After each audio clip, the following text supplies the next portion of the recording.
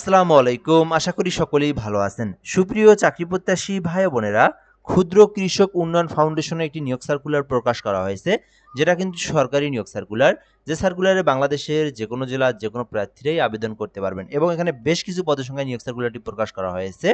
আজকের এই ভিডিওর মাধ্যমে আমি আপনাদেরকে এই নিয়োগ সার্কুলার নিয়ে সকল ধরনের তথ্যগুলো জানানোর চেষ্টা করব, যেখানে পদের নাম, পদের সংখ্যা, বেতন স্কেল, শিক্ষাগত যোগ্যতা, আপনার শিক্ষাগত যোগ্যতা অনুযায়ী আপনি কোন পদে আবেদন করবেন, কিভাবে আবেদন করবেন, সকল বিষয়গুলো আপনি এই ভিডিওটার মাধ্যমেই জেনে নিতে পারবেন।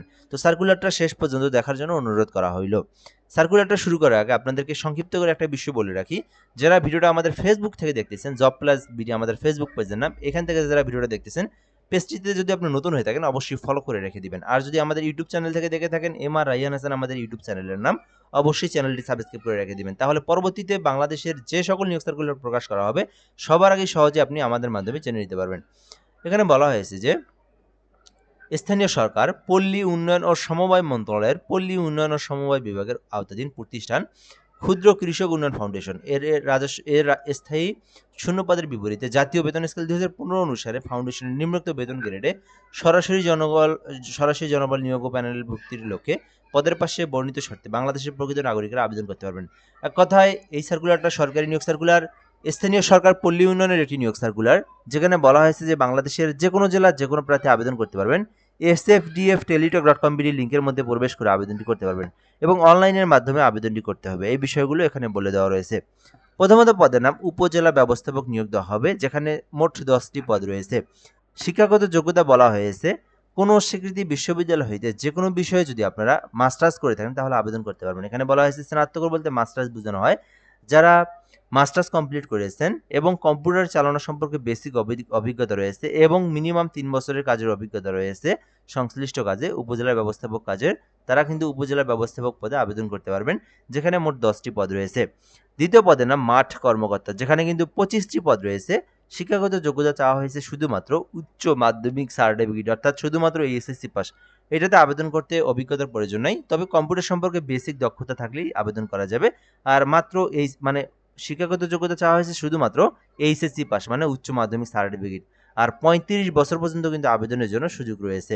মাঠ কর্মকর্তা পদে যারা আবেদন করবেন 35 বছর পর্যন্ত আবেদন করতে পারবেন, শুধুমাত্র উচ্চ মাধ্যমিক এইচএসসি পাস করে আবেদন করতে পারবেন। এরপরে রয়েছে অফিস সহকারী কাম কম্পিউটার অপারেটর, যেখানে মোট 7টি পদ রয়েছে। শিক্ষাগত যোগ্যতা চাওয়া হয়েছে উচ্চ মাধ্যমিক বা সমমান পরীক্ষায় পাস, অর্থাৎ এখানেও কিন্তু শুধুমাত্র এইচএসসি পাস করেছেন যারা, তারা কিন্তু আবেদন করতে পারবেন। 35 বছর পর্যন্ত আবেদনের জন্য সুযোগ রয়েছে। ড্রাইভার পদে নিয়োগ দেওয়া হবে 2টি পদে, তো এখানে কিন্তু 14 গ্রেডে নিয়োগ দেওয়া হবে। শিক্ষাগত যোগ্যতা চাওয়া হয়েছে শুধুমাত্র অষ্টম শ্রেণী পাস, যারা অষ্টম শ্রেণী পাস করেছেন, বৈধ একটি ড্রাইভিং লাইসেন্স রয়েছে, 2 বছরের কাজের অভিজ্ঞতা রয়েছে, আবেদন করতে পারবেন। 35 বছর পর্যন্ত আবেদনের জন্য সুযোগ সীমা রয়েছে। এই সার্কুলারে 35 বছর পর্যন্ত আবেদন করতে পারবেন। অষ্টম এইচএসসি পাস করেছেন যারা, তারা কিন্তু আবেদন করতে পারেন। আপনার শিক্ষাগত যোগ্যতা অনুযায়ী আপনি যে পদে চান আবেদন করতে পারবেন। পরবর্তী বিষয়গুলো দেখবো আমরা এখান থেকে। আবেদন করতে বয়স কিন্তু 18 হতে 35 বছর, এই সময়ের মধ্যে আবেদন করতে হবে।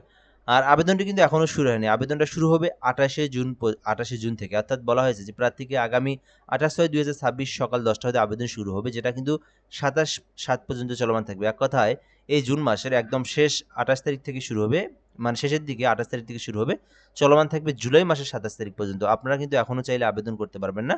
আপনারা 28 তারিখ 10টার পর থেকে আবেদন শুরু করতে পারবেন। কিভাবে আবেদন করবেন? আবেদনের লিঙ্ক দেওয়া রয়েছে। sfdf.teletalk.com লিঙ্কটা দেখতে পারতেছেন। এই লিঙ্কের মধ্যে প্রবেশ করলেই আপনার সামনে একটা ফর্ম চলে আসবে। ওই ফর্মের মধ্যে সকল তথ্য পূরণ করে আবেদনটি সম্পূর্ণ করতে হবে।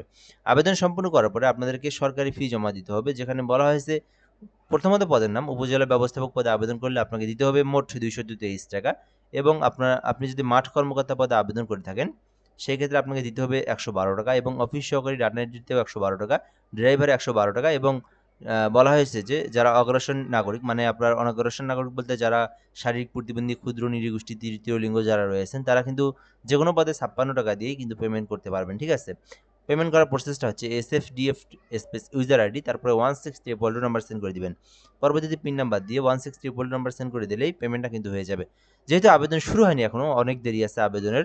28 তারিখের পর আবেদন শুরু হবে। তো যখন আবেদন শুরু হবে তখন আমি আপনাদেরকে আবেদনের বিষয় নিয়ে একটা ভিডিওর মাধ্যমে বলে দেবো ইনশাআল্লাহ। তো আজকের ভিডিওটা এই পর্যন্তই। ধন্যবাদ। ভালো থাকবেন। আসসালামু আলাইকুম।